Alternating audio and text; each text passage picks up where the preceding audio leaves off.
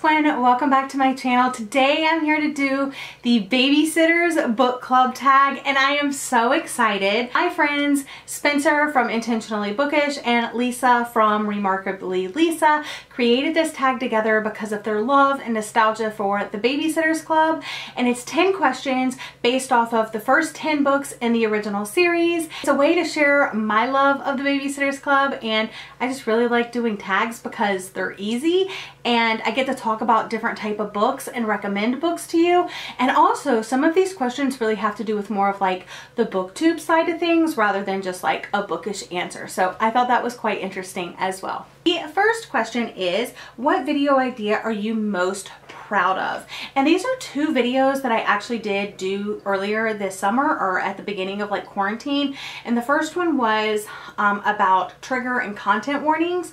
The second was about how to connect on Booktube. And my third video that I'm just like really proud of is this upcoming live show idea that I have. So now that I'm kind of putting it out there, maybe it will actually happen. Question number 2 is, what do you worry the most about on Booktube? And I have to say the drama, because like as much as I didn't think that there was a lot of drama on Booktube, I will say since the beginning of the coronavirus, it's just brought drama in droves, and I'm not the type of person that likes to get involved in drama or like be a part of drama.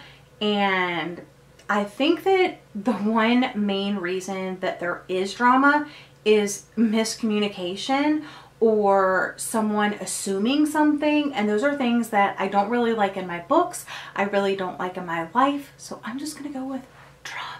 Question number 3 is, what's a book that you hated that everybody else loves? And I actually did do a video about some thrillers that I DNF'd, and I know there are some thrillers on that list that people love that I did not because I DNF'd them.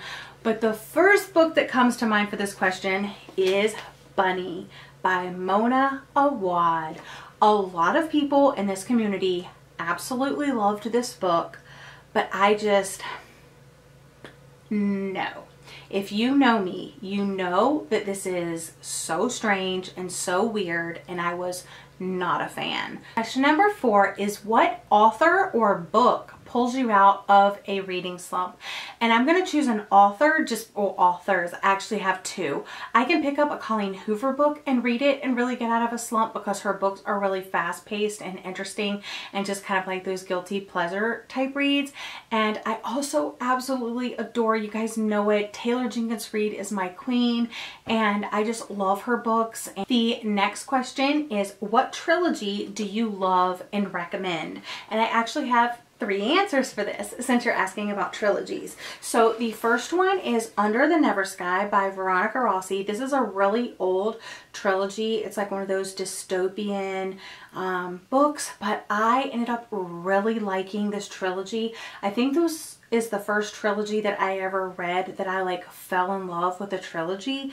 And I do have to admit and let you know that the beginning part is pretty info dumpy, but after that, like after all the world is explained and stuff like that, I just totally got immersed into the world and I loved it, and I loved the characters, and I loved every single book in this trilogy.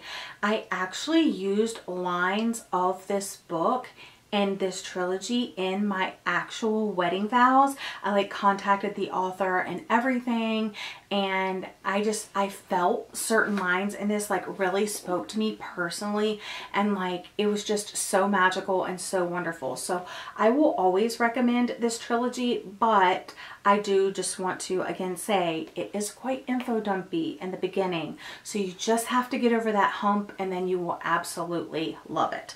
My second recommendation is the only fantasy like trilogy I've ever really liked that I've read so far, and that is the Girl of Fire and Thorns trilogy.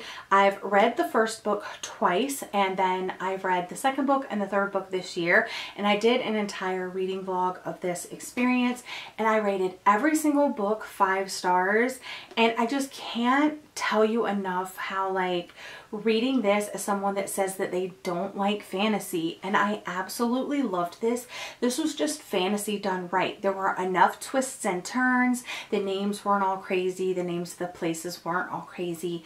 It had like elements of other genres woven in that kept me interested, and every book that I picked up, I was like, I'm not gonna like it better than the last one. There's no way it's gonna be 5 stars as good as the last one. And it was just so good.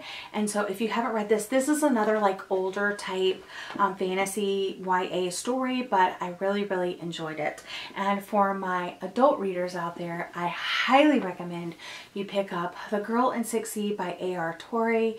I have talked about this a lot on my channel over the years, but if you don't know, a lot of people read this book and then that's the end for them. But there's actually 3 books out in the series, and it's not a dedicated trilogy right now. The author has said that she would write more in this world and of this story if her readers wanted it, and I've been begging for it for years. So hopefully if more of you read it and give it a try, you will like it. It is a little saucy. It is adult. It has adult themes and topics explored and stuff like that. So definitely do your research if you're interested, but it's gritty, unique, it's primal, it's powerfully gripping. It captivates from the beginning. It's a beautifully warped thriller, according to all these people. So yeah, I just highly recommend. Next question is, what new release are you excited for? And I actually did an entire blog post dedicated to new releases that I was looking forward to in the fall and winter of 2020. So I will have that blog post linked down below for you. And I'm also keeping it updated. So if there's a book that I'm really excited about, I'm just adding it to that. So I'm talking about September, October, November, and December. And yeah, so the ones that really, like if I had to pick one, it'd probably be Ruth Ware's new book, One by One. It kind of reminds me of Then There Were None, and a couple of other like book premises and stuff like that. But it's basically like a group of people start, you know, dying, but it's One by One by Ruth Ware. And then also Grown by Tiffany D. Jackson. That sounds really good. And it deals with like rape culture and stuff. And I read a YA story that dealt with that, and I didn't really think it was done well. So I really have high hopes for Grown, and also the cover is gorgeous. And then of course Colleen Hoover and Taryn Fisher both have new books coming out later this year that I'm really excited about. Okay, the next one is, what book did you think you'd hate, but instead you loved? Let me go grab it. Okay, so I don't know why anybody would like pick up a book that they think that they're gonna hate, and that's never like really my intention. But I was hesitant to pick this one up just because it's an adult fantasy novel, and I actually passed it over for like years. I was like, it's adult fantasy, I don't read adult fantasy. And I kept hearing like, it's so good, it's so good. And I was like, but it's adult fantasy, I don't do adult fantasy. And then it wasn't until like many years, or at least a couple years, I don't even know when it exactly released. Let me check. 2013. So yeah, it wasn't until many years later that I actually did end up picking it up, and I got it at Books A Million like on discount, and so I didn't feel like too bad about like purchasing it and then possibly never reading it. But I read it and I loved it, and I can't get enough. It's The Bone Season by Samantha Shannon. And it actually is quite like chunky, but I got it for $6.97, you guys. Yeah, I love this book, and this along with like The Girl of Fire and Thorns are like 2 fantasy series that I think that really challenged me as far as like the genre is concerned. This one I think had a good mix of other genres mixed into it, and it's also like for a YA audience, so I think it was easier for me. The bone season, okay, so I have this thing that I do when I read. I don't know why, maybe you're like me, maybe you're not, that I really feel like I have to understand every single word that I'm reading, every single situation that I'm reading. That's why I look up a lot of words. That's why I don't really do well with books written by authors outside of the US. And I know the more that I do that and the more I stretch myself, the better I'll be as like a person, and my knowledge and like my vernacular and all of that. But considering like I'm reading 99.9% of that time for fun, like I don't want to have to stretch myself all the time. And fantasy really stretches me. But I found out that when I was reading the bone season that I don't have to understand every little thing that's happening. Like, yes, listen to it. Yes, take it in. But I don't have to fully have my head wrapped around an idea. So I just went with it. I just read it. And at the end, everything started coming together. You know what I'm saying? Like, I'm sure fantasy books often do. So I just really liked this story. I've read the Mime Order, which is the second book. And then I have a copy of The Song Rising, which has embarrassingly been sitting on my TBR for way too long. This question is, what's your favorite book couple or love interest? It should be no surprise that I love this couple with all of my being. I think you can agree. Nick and Charlie from the Heartstopper series by Alice Oseman. I adore these two with all of my being. I just wish all of the good things for them. They make me so happy. Their stories make me so happy. It tackles like so many important topics. It has lots of diversity within the story. And I love them so much. The 9th question is, what video did you create that became unexpectedly popular? I definitely feel like this one fits what the question's asking. So back in January of 2018, I created a video and it's called Why 1984 by George Orwell Sucks. And I still, to this day, get comments on that video. I mean, people came out of the woodwork and probably canceled me because of that video. They were pissed. They did not agree. They think I'm dumb. And all of those things are valid. Like, you can think what you think, and I'm gonna think what I think, and I stand by my decision that 1984 by George Orwell sucks. I do not think I missed the point. I do not think that my understanding of the novel itself is wrong or, you know, anything like that. But you can think whatever you want. It's widely popular. I think I finally disabled the comments on it because literally it was just people going like, you don't know what you're talking about. You're so uneducated and so dumb.